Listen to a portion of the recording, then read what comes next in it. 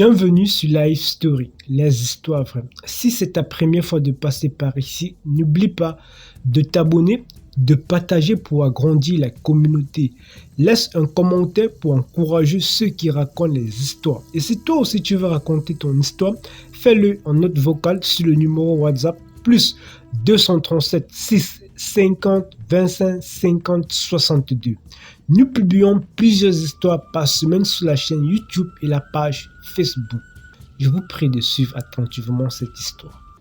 Déjà, j'aimerais commencer par vous féliciter et vous encourager. Merci pour tout ce que vous faites à travers toutes ces histoires édifiantes. Que Dieu vous donne la force et le courage de toujours continuer. Alors, je vais aller droit au but. L'histoire que je vais raconter, c'est une histoire que j'ai vécue. C'est la mienne. Et elle s'est passée lorsque j'avais environ 10 à 12 ans. Alors, j'étais avec mes amis, nous étions en train de jouer au football. Et sur le terrain, j'ai aperçu à un moment une bague, du genre de bague traditionnelle. Et elle était un peu rouillée. Alors, je tiens à préciser que j'avais entre 10 et 12 ans. Voilà. Alors, qu'est-ce que je fais lorsque je ramasse la bague? Je me la mets au doigt. Et à un moment donné, les secondes qui vont suivre, je tente de me la retirer, la bague, je tente de la retirer de mon doigt. Mais je me rends compte que non, cette bague-là est en train de serrer mon doigt. À tel point que je n'arrive même plus à la retirer. Et pourtant, au départ, elle flottait mon doigt. Lorsque je la mettais, la bague flottait. Alors bon, pour le début, du coup, j'ai pas paniqué. Je me suis dit, bon, attends, peut-être que j'ai pas mis assez d'énergie pour pouvoir la retirer. Je vais encore redoubler plus de force pour pouvoir la retirer. Alors, je tente avec encore plus d'énergie, mais je me rends compte que la bague ne fait que serrer mon doigt encore et encore. Et là, j'ai commencé à paniquer. Je me suis dirigé à la maison. Alors, lorsque j'arrive à la maison, j'appelle en même temps ma maman. Je lui dis, maman, voilà ce qui s'est passé. J'étais en train de jouer au foot avec les amis tout à l'heure. Et j'ai ramassé une bague que voici sur mon doigt. Mais je tente de la retirer depuis un moment déjà. Mais elle refuse de lâcher prise de sortie. Je ne comprends pas. Alors, maman n'a pas paniqué. Elle m'a dit de venir pour qu'elle voie. Je l'approche.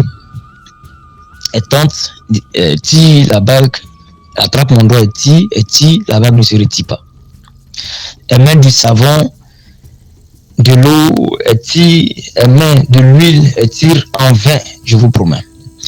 Alors, elle appelle le papa lui sort.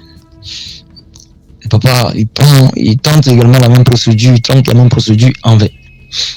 Papa est allé chercher une pince, venir pour pouvoir couper la bague. La bague ne fait que serrer mon doigt, encore et encore. Rien n'est fait en fait. Alors moi, en ce moment, la bague est en train de serrer le doigt. Normal que je commence à me tordre de douleur. Voilà, à me lamenter. Donc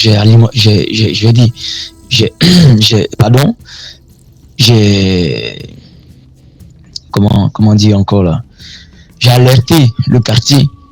J'ai alerté le quartier à travers mes cris et mes pleurs parce que là, ça me faisait extrêmement mal. Alors, c'est dans cela qu'il y a un monsieur qui passait, qui est sorti de nulle part avec son vélo, qui a entendu mes pleurs et qui a garé.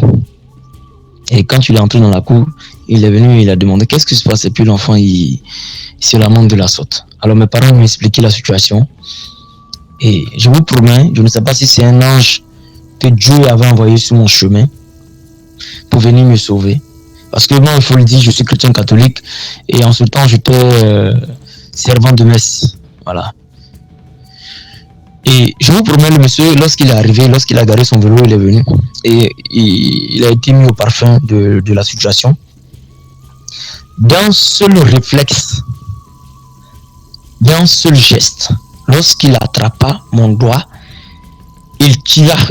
Lorsqu'il tira, la bague en même temps sortit. Et un seul réflexe. La bague a lâché prise et s'est retirée de mon doigt.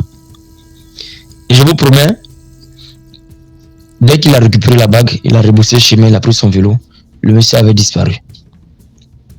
Il n'est plus jamais revenu à la maison, chercher à comprendre, chercher à savoir si j'allais bien. Il n'est plus jamais revenu. Et on l'a plus jamais revu également. Donc moi, ça m'est resté dans la tête. Je me suis toujours posé la question à savoir, mais c'était qui ce monsieur? Jusqu'à aujourd'hui, je me pose la question, c'était qui ce monsieur?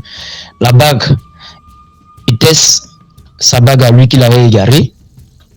Est-ce une personne que Dieu avait amenée sur mon chemin pour me sauver, pour m'enlever de ce problème-là ce jour-là? Mais l'hypothèse que je garde aujourd'hui, c'est que je me dis que c'est Dieu qui avait opéré un miracle dans ma vie, qui avait envoyé un ange pour vraiment venir m'enlever de cette situation. Voilà. Donc, c'était mon histoire. C'était ça. Je voulais également partager avec les abonnés.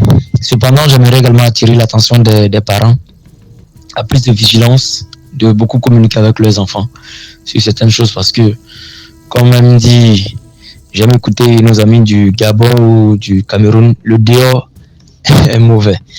Donc, faisons très attention. Parlons à nos enfants de faire très attention à ne jamais ramasser une chose qu'ils ne connaissent pas, qui ne leur appartiennent pas. Voilà. Allez, merci bien et que longue vie à la chaîne. Merci. Merci d'avoir suivi l'histoire. Je vous prie de partager au maximum pour sensibiliser un grand nombre de personnes. Et à très bientôt sur Life Story pour une nouvelle histoire.